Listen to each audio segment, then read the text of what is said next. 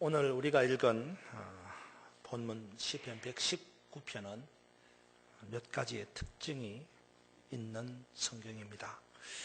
그 중에 하나는 이 시를 쓴 기자가 확실하지 않다라는 겁니다. 저자가 누구인지 잘 모른다는 겁니다.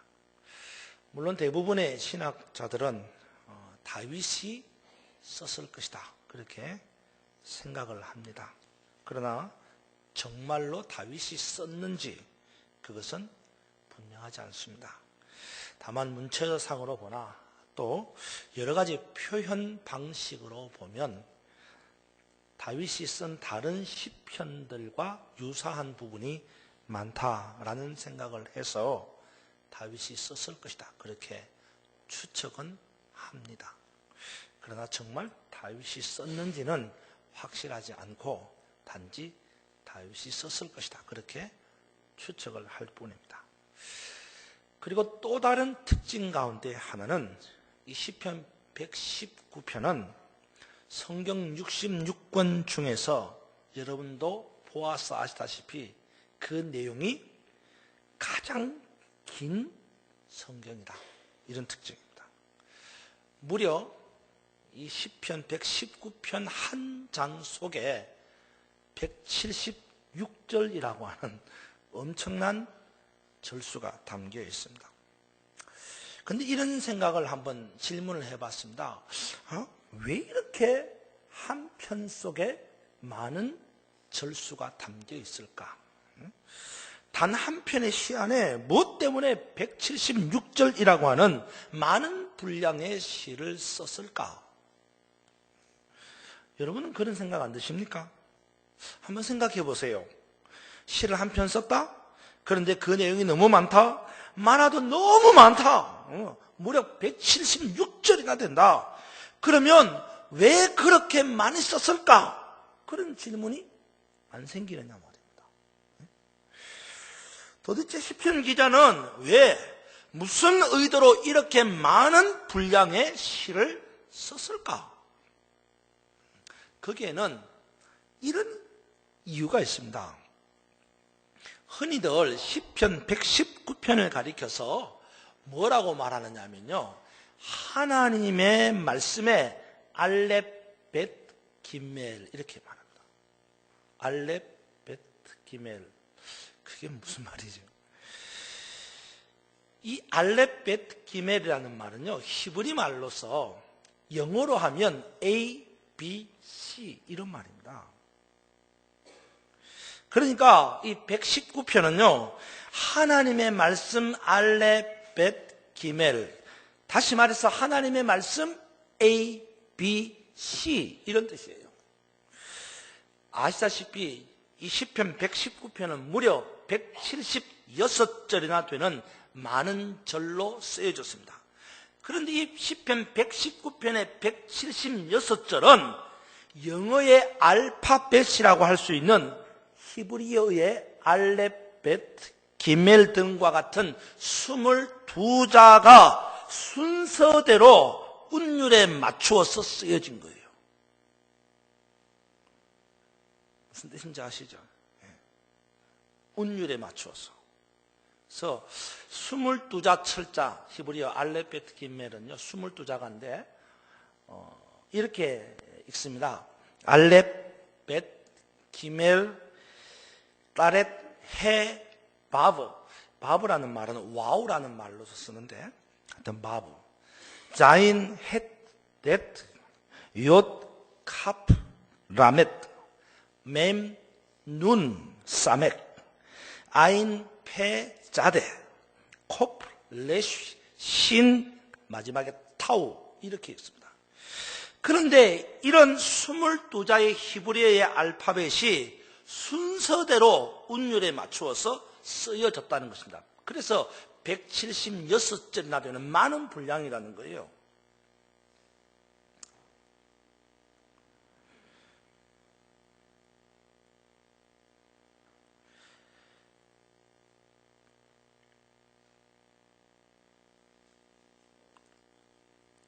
이 176절의 많은 분량의 내용이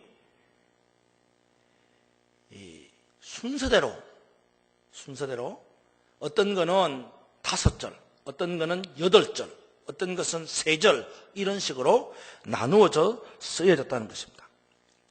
그러면 왜 이 시편 119편이 그렇게 히브리어 22자의 철자를 넣고 운율을 맞추어서 썼을까? 그것은 이 119편을 아이들에게 암송하게 해서 영어의 ABCD를 가르치듯이 히브리어의 철자인 알렙, 벳, 김멜과 같은 글자를 마지막에 타우라는 이 글자를 가르치는 것입니다. 그러니까 아이들이 119편을 외우면서 철자도 외우고 또 하나님의 말씀도 배우게 만들었다라는 것입니다. 오늘 우리가 읽은 이 119편에 나오는 105절로부터 112절의 내용은요, 이 히브리어의 눈이라고 하는 22자의 철자 가운데 눈이라고 하는 철자, 그걸 영어로 하면 N자에 속합니다. N자. 이 눈이라고 하는 철자에 N자라고 하는 이 철자를 받아서 네르라고 하는 단어를 사용합니다. 이 네르는 등불, 빛 이런 뜻입니다.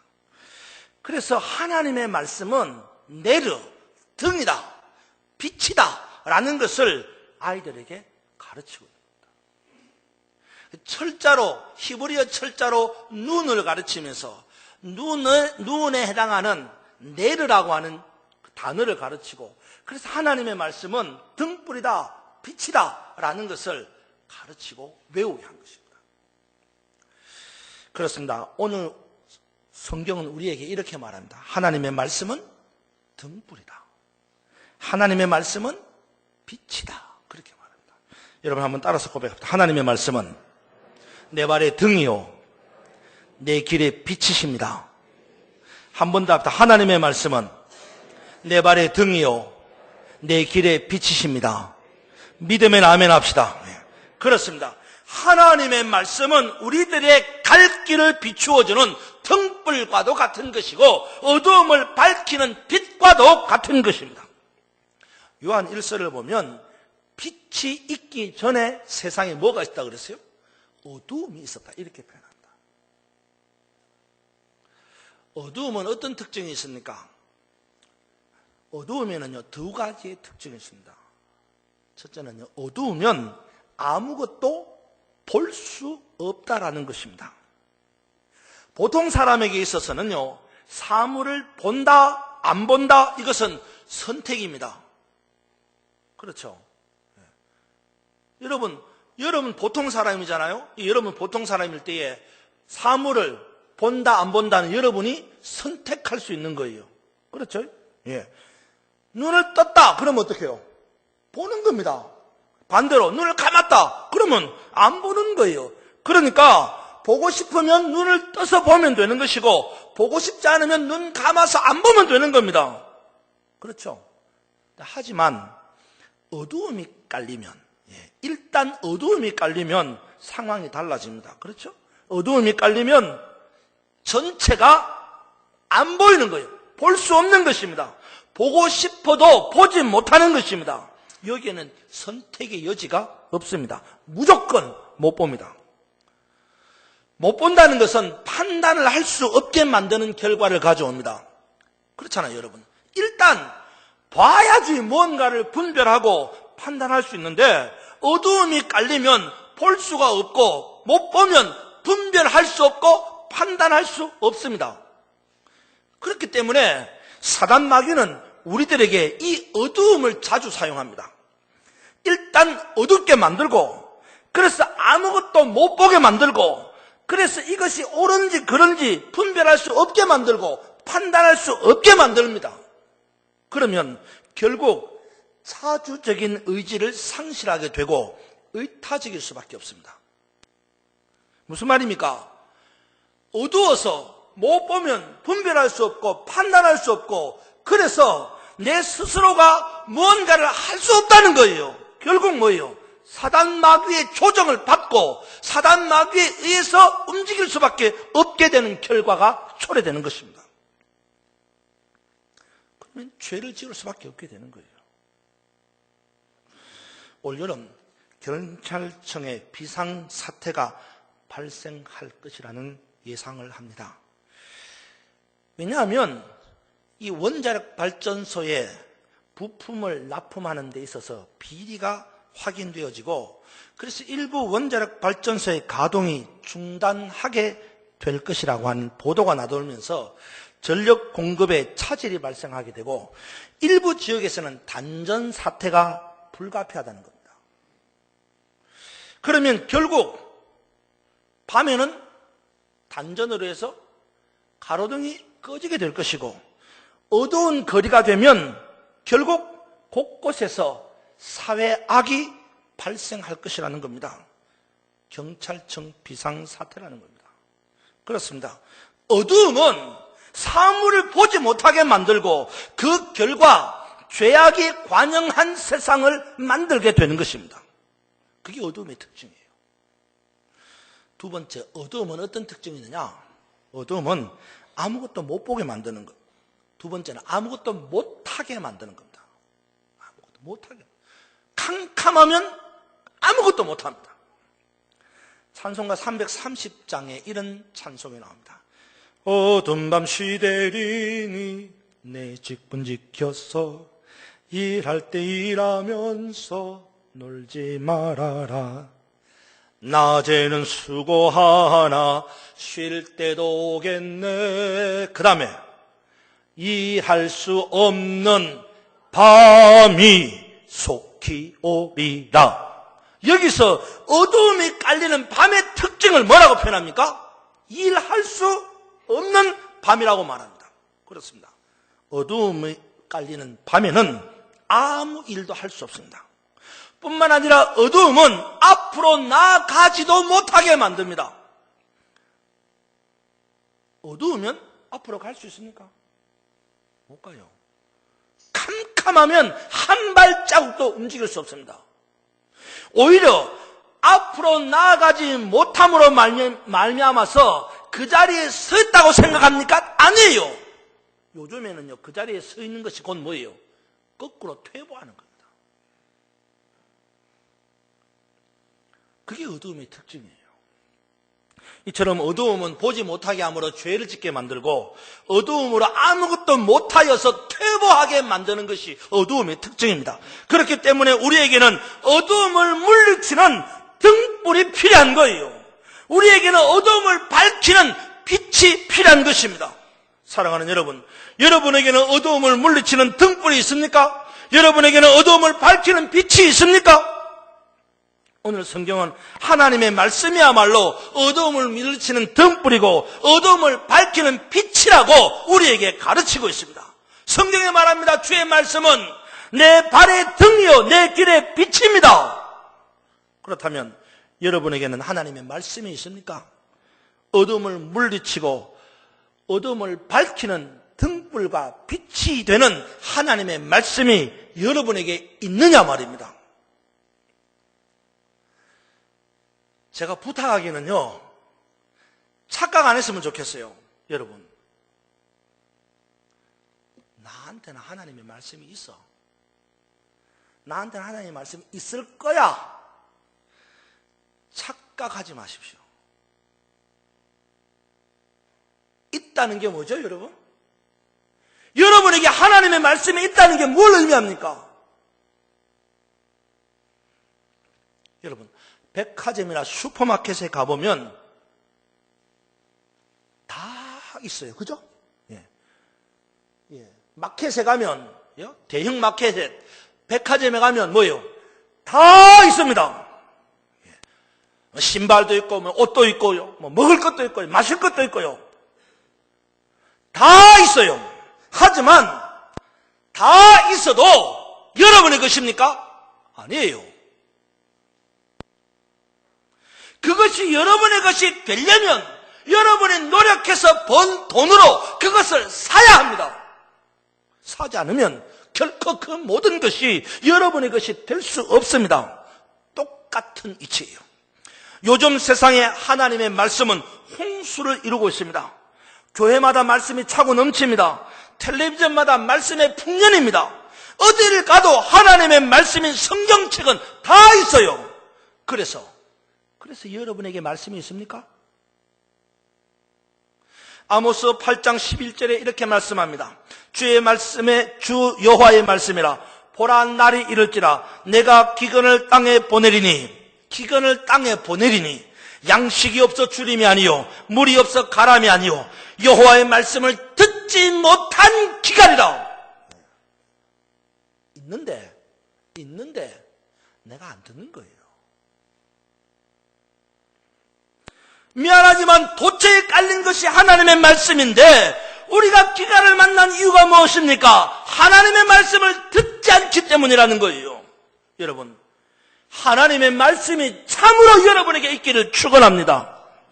등불인 하나님의 말씀, 빛이신 하나님의 말씀, 이 하나님의 말씀이 여러분에게 있기를 주님의 이름으로 축원합니다. 이 말씀이 있으면 살아납니다. 여러분 107절을 보시기 바랍니다. 107절 읽어봅시다. 시작. 나의 고난이 매우 심하오니 여호와여 주의 말씀대로 나를 살아나게 하옵소서. 아멘. 뿐만 아니라 이 말씀이 있으면 내가 즐겁게 됩니다. 여러분 111절을 보시기 바랍니다. 같이 읽겠습니다. 시작.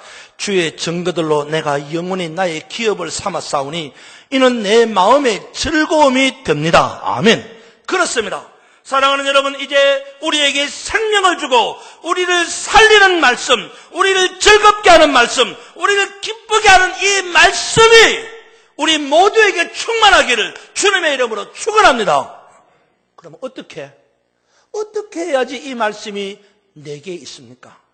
어떻게 해야 이 말씀이 내게 거할 수 있습니까? 오늘 본문에 보면 세 가지를 말합니다. 첫 번째는요, 말씀이 내게 있으려면 첫째로요, 따라서 마음이 있어야 한다. 마음이 있어야 돼요. 마음이 있어야 말씀도 내게 있다는 거예요. 말씀에 관한 내 마음이 있어야 된다 이 말입니다. 다른 말로 할까요? 말씀을 사모하는 마음이 있어야 된다 이 말이에요. 여러분 112절을 보시기 바랍니다. 같이 읽겠습니다. 시작. 내가 주의 율례들을 영원히 행하려고 내 마음을 기울였나이다. 아멘. 그렇습니다. 내 마음을 기울였다. 하나님의 말씀에. 하나님의 말씀을 가지기를 원한다면 먼저 그러고 싶은 마음이 있어야 되는 거예요. 여러분에게 그런 마음이 있습니까? 모든 것은 마음에서 시작됩니다. 마음에도 없는데 무슨 일이 일어나겠습니까? 하나님의 말씀을 가지고 싶어하는 마음, 그것이 우리에게 있어야 한다는 것입니다. 그러기 위해서는 하나님께 기도해야 된다. 내 마음에 감동을 주셔서 하나님의 말씀을 사모하는 마음을 갖게 하옵소서. 그렇게 기도해야 합니다. 우리 6월 달에 성경 암송 대회를 연다고 주부에 광고를 냈습니다. 또 6월 달에는 해마다 있어왔던 성경 통독 대회를 엽니다. 자, 6월 달에 성경 암송 대회 합니다. 자, 6월 달에 성경 통독 대회 합니다. 그런데 여러분의 마음속에 감동이 있습니까? 남의 집 교회 이야기하는 겁니까 지금?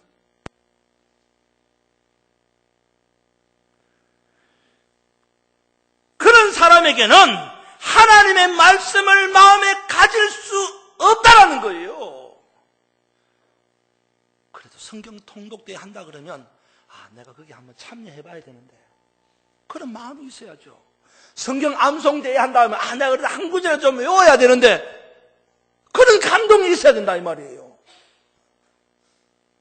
그런 마음이 없으면 하나님의 말씀을 내가 가졌다 말할 수 없다는 거예요. 여러분 먼저 기도하십시오. 성령께서 내 마음을 감동시켜 주셔서 내 마음을 움직여 주셔서 하나님의 말씀을 사모하는 마음을 갖게 하여 주옵소서. 그렇게 기도함으로 말씀을 사모하는 여러분의 마음이 있기를 축원합니다. 두 번째, 어떻게 해야지 하나님의 말씀을 마음에 가질 수 있겠냐? 어떻게 해야지 하나님의 말씀을 소유하게 되느냐? 두 번째는 말씀을 잊지 마라. 따라서 말씀을 잊지 마라. 한 번 더 말씀을 기억해라. 잊지 말라는 것은 기억하라는 것입니다. 여러분 109절을 보십시오. 같이 읽겠습니다. 109절 시작. 나의 생명이 항상 위기에 있으나 나의 주의 법을 잊지 아나이다. 아멘. 그렇습니다. 하나님의 말씀을 가지기 위해서는 하나님의 말씀을 잊지 아니해야 합니다. 다시 말해서 하나님의 말씀을 기억해야 한다는 것입니다.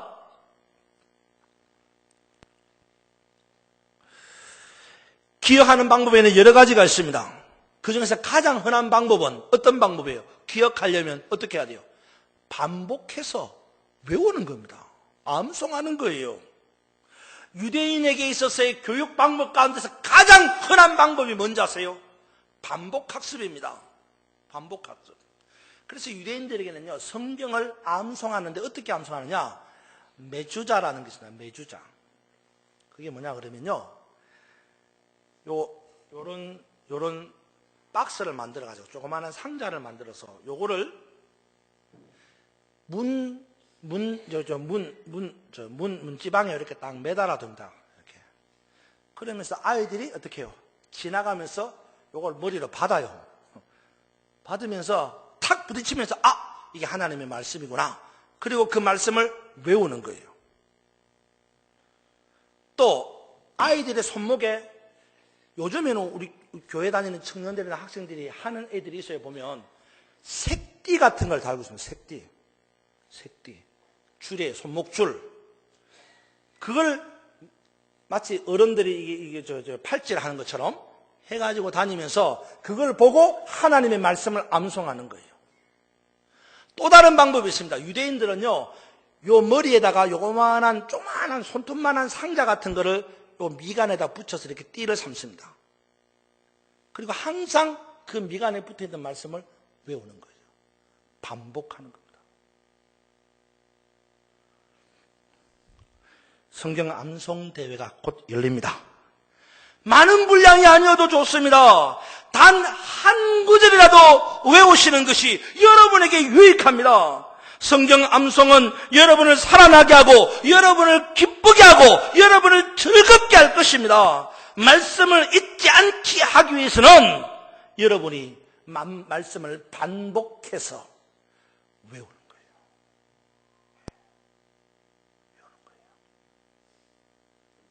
우리 여집사님들, 권사님들 오늘 집에 가셨어요? 성경 구절 해가지고요, 싱크대 앞에다가 이렇게 딱 붙여놓고요. 제가 신방 가니까 그런 집들이 있어요. 신방 가니까 어떤 집은 문에다가, 아파트 문에다가 딱 인쇄해서 붙여놨어요. 제가 들어가면서 읽어요. 저는 한 번 가면서 읽겠죠. 그 집의 아이들은 들락달락 하면서 읽겠죠. 화장실에다 이렇게 붙여놓고. 저는 우리 청년들이 좀 그랬으면 좋겠어요. 아주 예쁘게 좀 잘 만들어가지고 말입니다. 화장실이나 식당이나 만나의 집이나 이런 데 좀 이렇게 성경 구절 붙여놓고 교인들이 지나가면서 좀 보고 좀 그런 거 해줬으면 좋겠어요. 성경을 외우는 겁니다. 말씀을 암송하는 거예요. 그것이 여러분에게 생명이고 기쁨이고 즐거움이 되는 거예요. 마지막 세 번째, 어떻게 해야 됩니까? 말씀이 내 것이 되려면 세 번째, 배워야 됩니다. 따라서 배우자. 따라서 한 번 더 배우자. 여러분 108절을 보시기 바랍니다. 108절 같이 읽겠습니다. 시작. 여호와여 구하오니 내 입이 드리는, 다시 한번 시작. 여호와여 구하오니 내 입이 드리는 자원 제물을 받으시고 주의 공의를 내게 가르치소서. 아멘. 그렇습니다. 오늘 본문에 보니까 주의 공의를 내게 가르치소서. 그 말은 내가 뭐 하겠다는 거예요? 배우겠다는 거죠. 배우겠다는 겁니다. 그렇습니다. 하나님의 말씀을 가지기 위해서는 말씀을 배워야 된다는 겁니다. 말씀을 읽어버리는 경우가 허다하죠. 그래서 말씀을 외우고 묵상합니다. 하지만 그것도 오래가지 못합니다. 마음판에 새기기에는 역부족입니다. 그러면 어떻게 해야 됩니까? 말씀을 배워야 한다는 것입니다. 배운다는 것은 깨닫는 것을 의미합니다. 모르면 오래 못 가는 거예요. 모르고 외워보세요. 오래 갑니까? 오래 못 가요. 하지만 알고 깨달으면 마음판에 새기게 되고 그것은 확실히 내 것이 되는 것입니다. 그러므로 말씀을 배우는 자리에 있어야 한다는 겁니다. 성경 제가 참 우리 교회에 와가지고 12년 만에 성경 공부합니다 그래놓고 올해 처음으로 성경 공부 폐강했습니다. 배우겠다는 사람이 3사람, 4사람밖에 안 돼갖고요. 그래서 제가 생각하기에 지금 좀 후회가 됩니다. 그 서너 사람을 위해서라도 했었어야 하는데 이런 후회도 됩니다만은 정말 여러분 이건 아니죠. 그렇게 말하죠. 예. 배우려면 시간을 내야 됩니다. 그죠? 근데 시간이 없어요. 근데 여러분 시간 내셔야죠. 예. 여러분 물질을 투자해야 됩니다. 저는 좀 아쉬워요. 성경 공부하는데 성경 공부 배우는 비용으로 수강료로 12,000원 이렇게 했어요. 그때요. 비싸다고 이러는 분도 있어요. 진짜 비쌉니까? 돈 12,000원이 비싸요? 어떤 분들은요, 이미자, 송년쇼 이런 데는 5만원씩 주고 막 구경 간다는 이야기 제가 들었습니다. 그건 안 비쌉니까? 예? 이미자 송년쇼 5만원은 안 비싸고 성경 공부 12,000원 비싼 겁니까? 여러분, 성경 배우는데 물질을 투자해야 됩니다. 꼭 성경 공부 그렇게 투자하지 않더라도 여러분들이 서점에 가서 성경을 배우는 책을 사서라도 배워야 되는 거예요. 왜 성경은 거저 배우려고 합니까? 그렇지 않습니다. 그렇게 배워야 시간을 투자하고 물질을 투자해서 그렇게 배워야 내 것이 되는 거예요. 그렇게 말씀이 마음판에 새겨지고 내 것이 되면 그 말씀으로 인하여 생명을 얻고 즐거움을 얻고 기쁨을 얻게 되는 것입니다. 말씀을 정리합시다. 아프니까 청춘이라는 말이 있습니다. 아프니까 청춘이다. 이 말은 청년을 지나온 모든 사람들이 다 공감하는 말입니다. 안 아픈 청춘이 어디 있습니까? 예. 안 아픈 청춘만 있어요? 다 아프죠. 거기다가 안 아픈 인생이 어디 있겠어요? 다 아프죠. 예. 여러분도 아파요. 저도 아파요. 다 아픈 인생입니다.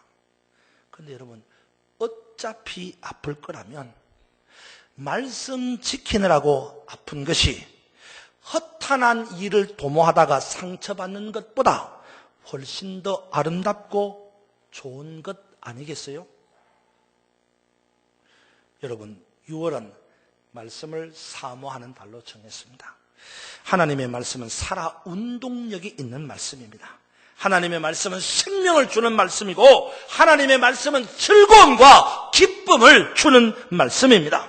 107절에 보면 말씀이 없으면 고난이고 109절에 보면 말씀이 없으면 위기라고 했습니다. 하지만 하나님의 말씀이 있으면 생명이고 하나님의 말씀이 있으면 즐거움입니다. 이제 생명이 되고 즐거움이 되고 기쁨이 되는 이 하나님의 말씀을 마음으로 사모하고 외우고 암송하고 그리고 배우는 이 6월 한 달이 되기를 주님의 이름으로 축원합니다. 기도하겠습니다. 하나님 아버지, 6월 한 달 동안 생명 되시는 말씀, 기쁨과 즐거움이 되는 말씀을 마음으로 사모하고 외우고 그리고 배우는 한 달이 되게 하여 주옵소서. 예수님 이름으로 기도하옵나이다. 아멘.